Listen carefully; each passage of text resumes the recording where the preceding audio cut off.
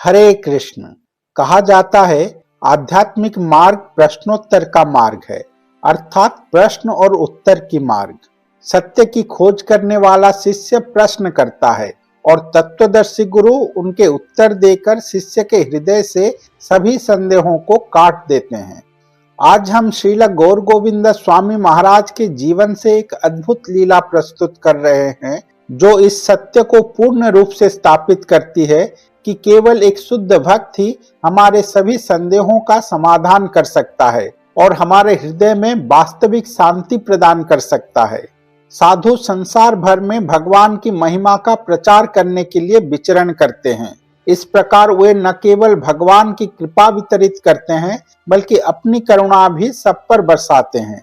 हमने इस सत्य को प्रत्यक्ष रूप से देखा है जब श्रील प्रभुपाद अपने गुरु महाराज श्रील भक्ति सिद्धांत सरस्वती ठाकुर के आदेश पर पश्चिमी देशों में गए और कृष्ण भावनामृत का प्रचार किया। उसी दिव्य मिशन का अनुसरण करते हुए श्रील गौर गोविंद स्वामी महाराज भी अपने गुरु श्रील प्रभुपाद के आदेश पर एक विशेष स्थान पर शुद्ध भक्ति की स्थापना करने के लिए आए। उस समय भुवनेश्वर स्थित इस्कॉन की भूमि नगर से दूर जंगल से घिरी हुई थी। उस भूमि के पास ही नयापल्ली गांव के लोगों द्वारा उपयोग किए जाने वाला एक शमशान था। श्रील गौर गोविंद स्वामी महाराज ने स्वयं अपने हाथों से इस्कॉन की भूमि पर एक छोटी सी कुटिया बनाई और वहीं अकेले रहने लगे। प्रतिदिन वे लगभग 14 किलोमीटर पैदल चलकर नगर जाते, दान संग्रह करते, कृष्ण भावनामृत का प्रचार करते और दोपहर में लौट आते। सायंकाल वे पास के गांव नयापल्ली में जाते। गांव के लोग पहले तो उन्हें व्यक्तिगत रूप से नहीं जानते थे, पर वे यह जानते थे कि एक साधु आए हैं। स्वाभाविक रूप से उनके प्रति लोगों के मन में अत्यंत सम्मान था। वे आपस में चर्चा करते थे कि यह साधु कितना सहनशील है। भूत प्रेत और डकैतों से भरे माने जाने वाले एक निर्जन जंगल में अकेले रहते हैं।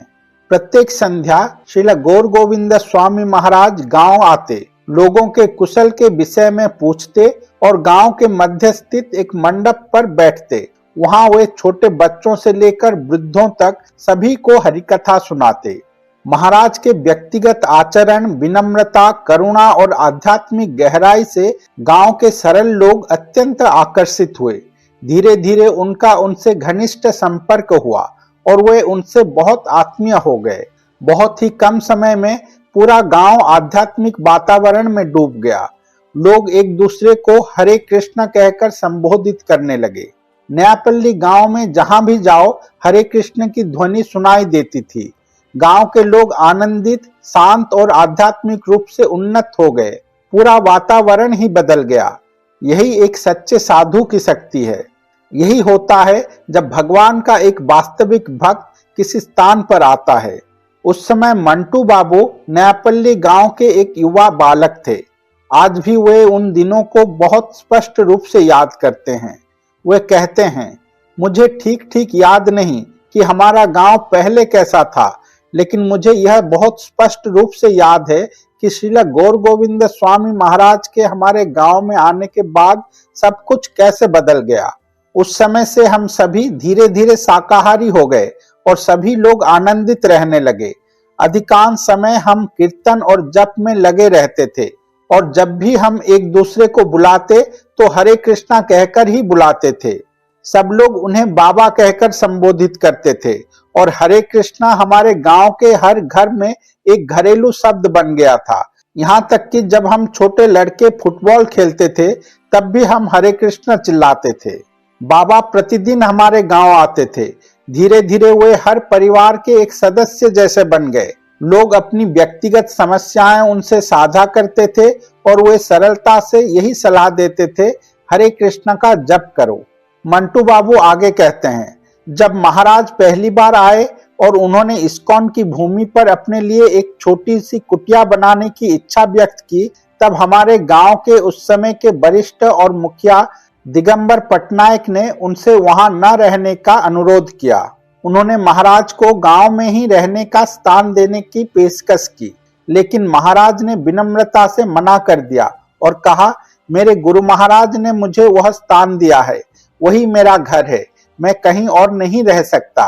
यह सुनकर गांव के हम कई लोग, जिसमें मैं स्वयं भी शामिल था, उस भूमि पर उनकी मिट्टी की कुटिया बनाने में सहायता करने लगे, जो उस समय घने जंगल से पूरी तरह घिरी हुई थी। उस क्षेत्र को अत्यंत भयावह माना जाता था। हमें सख्त मना किया गया था कि वहां अकेले न जाएं, क्योंकि पास में एक शमशान था और लोग मानते थे कि वह स्थान भूत प्रेतों से भरा हुआ है। फिर भी गुरुदेव वहां निडर होकर अकेले रहते थे। इसके बाद मंटू बाबू एक अत्यंत भावुक व्यक्तिगत अनुभव बताते हैं। उस समय मैं ओडिशा सरकार के सचिवालय में कार्य करता था। मेरी दादी और नानी दोनों का पहले ही देहांत हो चुका था। वे दोनों मुझे बहुत प्रेम करती थी और शायद उसी गहरे स्नेह के कारण वे मुझे अक्सर सपनों में दिखाई देती थीं। कई वर्ष बीत गए, फिर मेरी बहन का विवाह हुआ। विवाह के कुछ दिन बाद तक भी विवाह मंडप वहीं खड़ा था। एक रात मैंने एक सपना देखा। मैंने देखा कि मेरी दादी और नानी विवाह मंडप के पीछे खड़ी हैं। मेरी दादी सफेद सूती साड़ी पहने थी और उनका रंग अत्यंत उज्जवल सफेद दिखाई दे रहा था। मेरी नानी बहुत वृद्ध और झुकी हुई थी। मैं उन्हें बहुत स्पष्ट रूप से देख पा रहा था। मैं उनके पास गया और कहा, आप दोनों तो इतने शक्तिशाली हो गए हैं कि दूसरे लोग से यहाँ आ सकते हैं। कृपया मुझे कुछ दीजिए, कुछ बहुत सुंदर। वे दोनों स्नेहपूर्वक मुस्कुराई। मैं उनके प्रेम को स्पष्ट रूप से अनुभव कर सकता था। तब मेरी दादी ने अपनी साड़ी की कमर की पोटली से एक वस्तु निकाली। वह अत्यंत तेजस्वी और प्रकाशमान थी। मैं अत्यंत प्रसन्न हो गया, यह सोचकर कि वे मुझे बहुत ही मूल्यवान वस्तु देने वाली हैं। जैसे ही उन्होंने वह वस्तु मुझे देने के लिए अपने हाथ आगे बढ़ाए, मैंने भी उसे लेने के लिए अपने दोनों हाथ आगे बढ़ा दिए। उसी क्षण अत्यधिक आनंद के कारण मेरे मुख से स्वतः निकल पड़ा, हरे कृष्णा हरे कृष्णा। क्योंकि हर समय हरे कृष्णा बोलना तो हमारी गांव में हर किसी का अभ्यास हो चुका था, इसलिए मेरे मुख से भी स्वतः निकल पड़ा, हरे कृष्णा हरे कृष्णा। तुरंत ही सब कुछ बदल गया। वह वस्तु मुझे देने के बजाय वे दोनों अपने हाथ पीछे खींच लेती हैं, उस वस्तु को फिर से अपनी साड़ियों की पोटली में रख लेती हैं, अपना मुख फेर लेती हैं और वहां से उड़ जाती हैं। मैं पूरी तरह स्तब्ध रह गया।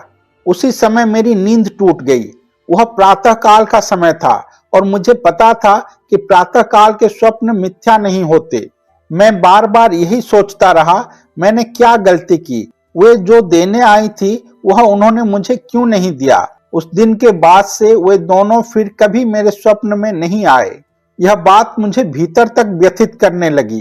पहले वे मुझे अक्सर स्वप्न में दिखाई देती थीं, पर उस घटना के बाद वे बिल्कुल आना बंद हो गई। मुझे अनुभव हुआ कि उस स्वप्न में अवश्य ही कोई गहरा रहस्य छिपा है। इसीलिए मैंने अपने परिवार के वृद्ध सदस्यों और गांव के वरिष्ठ लोगों से पूछताछ करनी शुरू की, यह समझने के लिए कि वास्तव में उस स्वप्न में क्या हुआ था। हरे कृष्णा सुनकर वे दोनों क्यों चले गए? ज्यादातर लोगों ने मुझसे कहा, क्योंकि तुमने हरे कृष्णा का जप किया, इसलिए तुम्हारी दादी और नानी को मुक्ति प्राप्त हो गई। इसी कारण वे अब तुम्हारे स्वप्न में नहीं आती। मैंने इस व्याख्या को स्वीकार किया और इससे मुझे कुछ शांति मिली। मुझे लगा कि शायद इसी कारण वे फिर कभी दिखाई नहीं दी। लेकिन एक प्रश्न फिर भी दिन रात मुझे सताता रहा, जिसका कोई भी उत्तर नहीं दे पा रहे थे। जब उन्होंने मेरे मुख से हरे कृष्णा सुना तो वे अचानक अपना मुख फेर कर क्यों चली गईं? जो उपहार वे मुझे देने वाली थीं, उसे वे अपने साथ क्यों ले गईं? इस प्रश्न का उत्तर कोई नहीं दे सका और यही अनुत्तरित प्रश्न कई दिनों तक मेरे हृदय को व्यथित करता रहा। फिर एक दिन अचानक मेरे मन में विचार आया, मैंने बाबा से तो यह प्रश्न पूछा ही नहीं। मैं कितना मूर्ख हूँ। मैं तुरंत श्रील गौर गोविंद स्वामी महाराज की कुटिया में गया। मैंने पूर्ण दंडवत प्रणाम किया। मुझे देखकर बाबा ने स्नेहपूर्वक बोले, अरे मंटू बाबू, क्या हुआ? क्या प्रश्न है आपका? हाथ जोड़कर अश्रुपूर्ण नेत्रों से मैं उनके सामने बैठा और कहा, बाबा, एक प्रश्न है जो बहुत समय से मुझे परेशान कर रहा है। मैंने उन्हें पूरा स्वप्न विस्तार से सुनाया और अंत में पूछा, बाबा, जब मैंने हरे कृष्णा का जप किया तब वे अपना मुख फेर कर क्यों चली गईं? श्रील गौर गोविंद स्वामी महाराज मंद मुस्कान के साथ बोले, तुम उनसे एक भौतिक लाभ की कामना कर रहे थे और वही वे तुम्हें देने वाले थे। लेकिन जब उन्होंने तुम्हारे मुख से हरे कृष्णा सुना तो वे समझ गई, इसके पास तो पहले से ही ऐसी वस्तु है जिसका मूल्य किसी भी भौतिक उपलब्धि से तुलना नहीं किया जा सकता। तुमने सर्वोच्च खजाना प्राप्त कर लिया है, तो फिर भौतिक लाभ देकर तुम्हें क्यों विचलित किया जाए, जो अंततः तुम्हारा दुख का ही कारण बनेगा। इसीलिए उन्होंने वह वस्तु तुम्हें नहीं दी। वे आनंद पूर्वक मुख फेर कर चली गईं, यह देखकर प्रसन्न होकर कि तुम्हारे पास पहले से ही हरे कृष्ण है। मैं स्तब्ध रह गया, मेरी आंखें खुली की खुली रह गई। उस एक उत्तर ने मेरे हृदय को संपूर्ण रूप से तृप्त कर दिया। हाँ, यही सत्य था, हरे कृष्ण महामंत्र ने उन्हें मुक्त कर दिया था, इसलिए वे फिर कभी मेरे स्वप्न में नहीं आई। और वे मुझे कोई भौतिक उपहार क्यों देती, जब मेरे पास पहले से ही सबसे महान संपत्ति हरिनाम मौजूद थी। मेरा हृदय आनंद से भर उठा। मैंने श्रील गौर गोविंद स्वामी महाराज को साष्टांग दंडवत प्रणाम किया और अत्यंत प्रसन्नचित्त होकर उनकी कुटिया से विदा हुआ। मंटू बाबू का यह प्रश्न आदर्श प्रश्न था और उस आदर्श प्रश्न का उत्तर देने वाले भी एक आदर्श महात्मा थे, श्रील गौर गोविंद स्वामी महाराज। उस एक उत्तर ने सभी संदेहों को दूर कर दिया, हृदय को शुद्ध कर दिया और हरिनाम में अटूट श्रद्धा स्थापित कर दी। पहले उस स्वप्न के कारण जहां दादी और नानी उपहार वापस लेकर चली गई, उनकी श्रद्धा क्षणिक रूप से डगमगा गई थी। लेकिन श्रील गौर गोविंद स्वामी महाराज का उत्तर मिलने के बाद उनकी श्रद्धा अडिग, गहराई से जड़ित और सदा के लिए स्थिर हो गई। उन्होंने स्पष्ट रूप से समझ लिया, कृष्ण के पवित्र नाम से बढ़कर कुछ भी मूल्यवान नहीं है। साधु इस संसार में सभी जीवों के संदेहों को दूर करने के लिए अवतरित होते हैं। इस सुंदर लीला के माध्यम से श्रील गौर गोविंद स्वामी महाराज ने पुनः शास्त्र सिद्धांत को स्थापित किया कि हरिनाम से बड़ा कुछ भी नहीं है। और साथ ही हमने यह भी देखा कि एक सच्चा साधु अपने हृदय में कृष्ण को बांध कर रखता है और जहां जहां ऐसा साधु जाता है वह स्थान सभी अशुभताओं से मुक्त होकर शुद्ध कृष्ण भावनामृत में परिवर्तित हो जाता है। जैसे कभी नयापल्ली गांव श्रील गौर गोविंद स्वामी महाराज की उपस्थिति से परिवर्तित हो गया था। गांव के मुखिया दिगंबर पटनायक, जो श्रील गौर गोविंद स्वामी महाराज के बहुत सहायता किए थे, उन्होंने प्रभुपाद से दीक्षा ली और दिगपति दास बने। गांव के अनेक और सरल भक्त ब्रुकोदर जेना, मंगुली जेना और भी कई श्रील गौर गोविंद स्वामी महाराज के आगे जाकर दीक्षित शिष्य बने और अपने जीवन को सार्थक बनाए। श्री श्रीमद गौर गोविंद स्वामी महाराज की जय। श्रील प्रभुपाद जी महाराज की जय। हरे कृष्ण।